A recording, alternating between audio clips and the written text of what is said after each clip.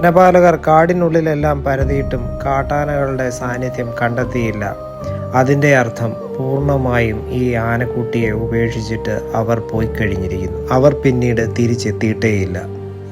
അങ്ങനെ അവൻ ഒറ്റപ്പെട്ടു.